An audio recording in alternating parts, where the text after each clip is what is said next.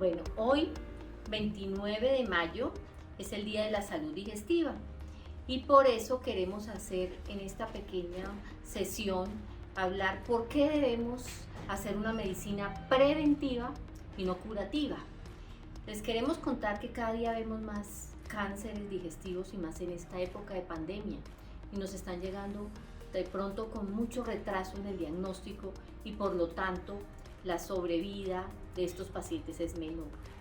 La medicina, por lo tanto, debe aprender de que debemos tener muchos tópicos, desde una muy buena alimentación hasta consultar cuando tengamos cualquier síntoma, no esperar ir a automedicarnos o hacer otro tipo de prácticas o sencillamente dejar pasar el tiempo y cuando ya los diagnósticos son tardíos, hacemos que los pacientes sufran más.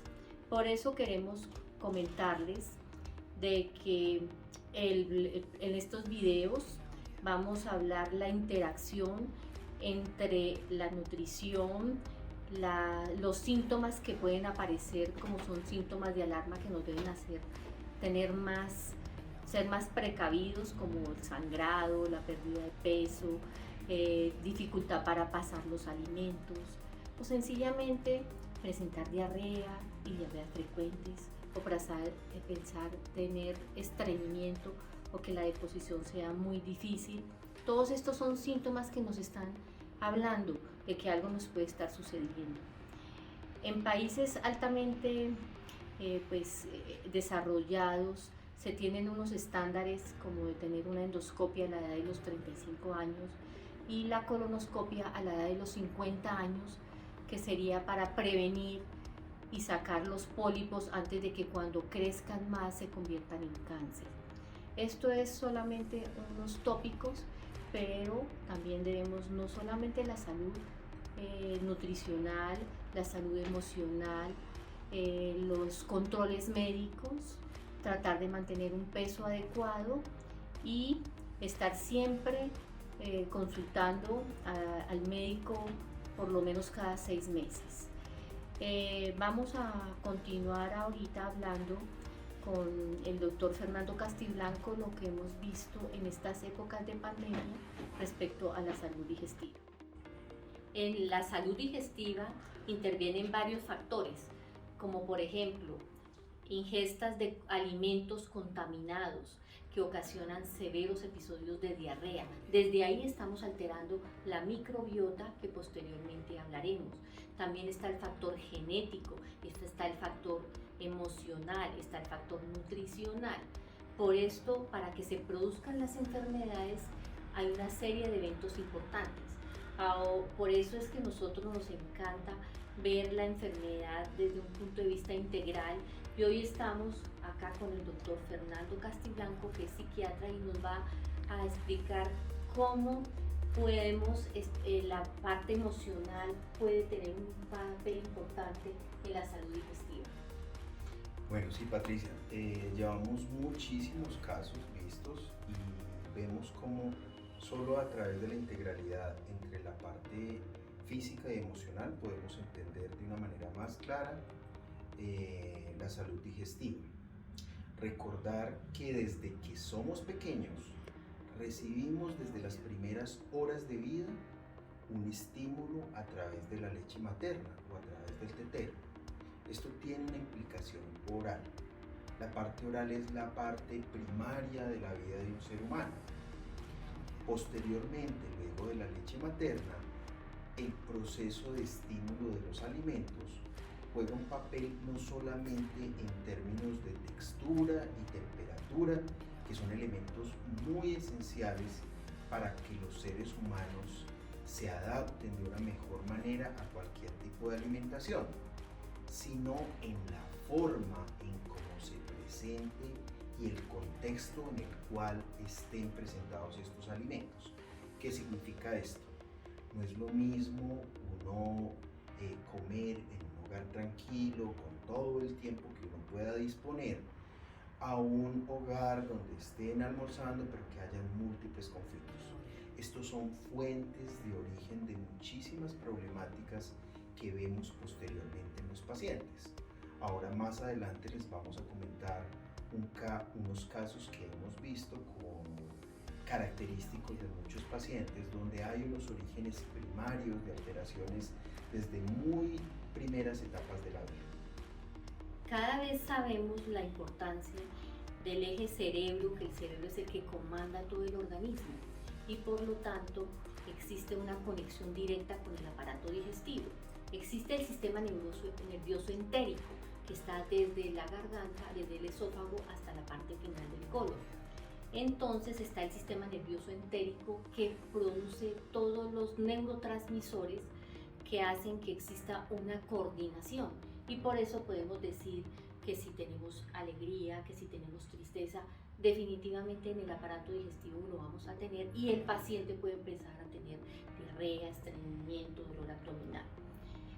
En estas épocas tan difíciles, doctor Castiblanco, vemos que se están disparando una serie de enfermedades digestivas como lo estamos viendo. Por un lado, se nos aumentaron los cánceres, etcétera, porque la gente tenía temor a consultar y temor a ir a las clínicas. Pero también hemos tenido muchos pacientes que ahora vamos a comentar donde se nos aumentaron los diagnósticos de síndrome de intestino irritable, los trastornos de dispersia funcional, etcétera, o sea, trastornos que básicamente se asocian también a un incremento en los niveles de ansiedad y depresión. ¿Qué opinas? Sí, la pandemia ha sido un generador de ansiedad muy grande en los pacientes. Una de las situaciones claves de la ansiedad es la diferencia entre nuestros deseos y la realidad. Cuando esta diferencia es muy grande, los humanos comienzan a realizar algunos mecanismos para lograr estabilizarse. Sin embargo, cuando estos mecanismos no logran estabilizarse, una de las formas de presentación es con quejas que nosotros llamamos de tipo somático. Entonces, duele la boca del estómago, las personas comienzan a tener sensación de molestia en todo el estómago o en toda la parte digestiva, comienzan a tener dolores. Frecuentemente los pacientes utilizan algunos términos que es importante tener en cuenta. Los pacientes dicen, por ejemplo, es que no me puedo tragar esta situación. Es una forma simbólica de representar las dificultades para aceptar la realidad actual. Entonces, los síntomas digestivos son representados simbólicamente a través de estas situaciones. Bueno, yo creo que para que entiendan más las personas que nos están oyendo, vamos a contar, por ejemplo, el caso de Rosita. Todos son nombres figurados para proteger la identidad del paciente. Básicamente ella llegó al consultorio con 18 años y ya llevaba 3 días a urgencias en esta época tan difícil porque había presentado severo dolor en la boca del estómago, porque todo lo estaba vomitando, porque no toleraba nada. Además, se sentía distendida, inflamada y también había tenido cambio en su hábito intestinal.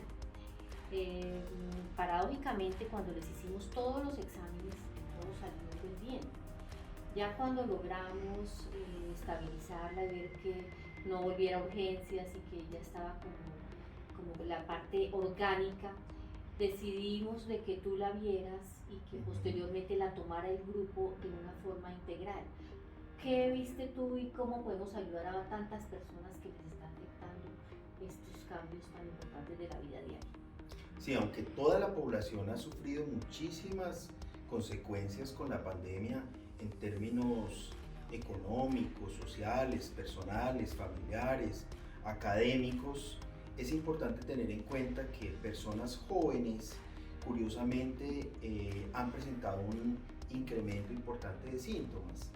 Esta persona que vimos hace poco, una de las características era que no se había acomodado a la virtualidad en términos académicos, estaba viviendo fuera de la ciudad de origen y aparte de todo su rendimiento académico precisamente en relación de la virtualidad pues no había sido el esperado. Esta persona era una persona muy inteligente con grandes expectativas académicas, pero en la medida en que sus rendimientos académicos no fueron los esperados empezó a incrementar la ansiedad, empezó a tener una cantidad de dolores de diferente tipo y parte de lo que le costó entender era precisamente el darse cuenta que era la ansiedad lo que le estaba incrementando todos estos síntomas. Creo que lo más importante es que la persona, después de que nosotros descartamos lo orgánico, ya con exámenes de laboratorio, con ecografías, con endoscopias, muchas veces con colonoscopias, y ya tengamos un diagnóstico médico gastroenterológico muy claro, es muy importante decirle al paciente que podemos como grupo, como entidad tratante, ver otros especialistas como fue tu caso, y también ella se ayudó con unas sesiones de meditación dadas por una psicóloga y finalmente estamos viendo resultados muy pero muy positivos en la paciente. Sí, es importante también eso que dice Patricia en términos de no solamente son tratamientos médicos, hay otros expertos que pueden ayudarnos dentro de este proceso. Creo que la meditación, la relajación y otro tipo de personal de salud nos puede colaborar muchísimo en estos tratamientos. Yo creo que algo que es muy importante, Fernando, si tú estás de acuerdo conmigo, es que si el paciente entiende y acepta, porque el mayor problema es que la gente, no, a mí lo que me molesta es el dolor de estómago y no tiene nada que ver con mi mente, con el estrés que estoy pasando, y como no acepta esto, no va a pedir ayuda y no se deja ayudar. Y para nosotros como médicos es como frustrante que el paciente vuelva al consultorio, ¿cómo se siente? Peor, ¿cómo está? Mi dolor mal, no mejoro, no sé qué está sucediendo. Entonces, ¿tú qué opinas de eso? Sí, una característica específica de muchos pacientes es la persistencia de algunos síntomas. El negar la importancia de la parte emocional puede ser un causante claro de una persistencia de síntomas o la asistencia a múltiples otros profesionales médicos, lo cual genera unos itinerarios terapéuticos que generan costos muy altos en los pacientes y que finalmente no les ayuda a solucionar sus problemas. Y que hemos visto en estas niñas que están bajando de peso, que están realmente en niveles hasta peligrosos, que casi una leve desnutrición, y que una sola consulta al médico no es milagrosa, que eso es lo que la gente piensa. Bueno, ya fui, ya me tengo que estar mejor. Tienen que pensar que todos estos tratamientos son muy importantes, coordinados muchas veces con nutricionista, con la psicóloga, con el psiquiatra, con toda una serie de cosas con la colaboración de la familia, porque muchas veces ellas no encuentran este apoyo y no podemos hacer unos tratamientos continuados y exitosos.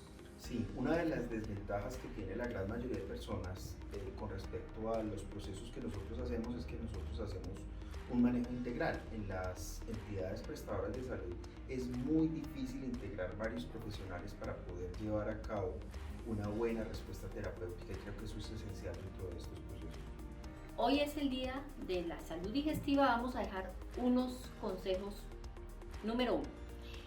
Tenemos que tomarnos tiempo para conseguir alimentación sana y adecuada y tomar mucha agua, 8 a 10 vasitos de agua.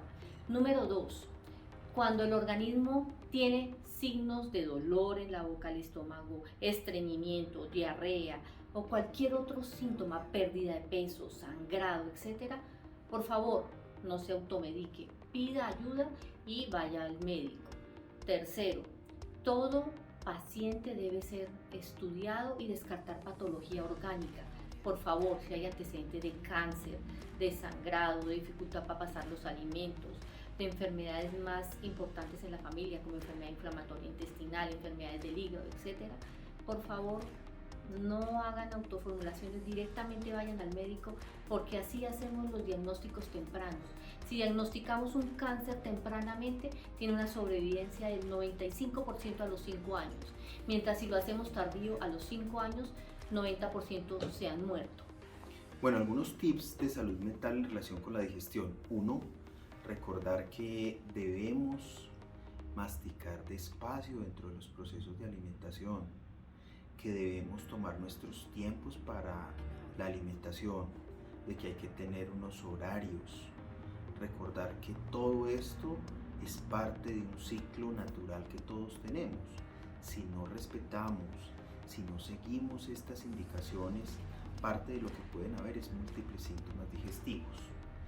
Lo otro es que aunque cueste dificultad entender, hay muchos síntomas que se presentan en el cuerpo humano, pero que tienen un origen en otras partes, principalmente la emocional. Entonces, antes de o luego de asistir a múltiples especialistas, es importante darnos cuenta que hay otros elementos que pueden jugar en este proceso. El poder estar calmados, el poder entender que las emociones, por ejemplo en este tiempo de pandemia, han jugado un papel muy importante en la aparición de múltiples síntomas, creo que es algo a tener en cuenta.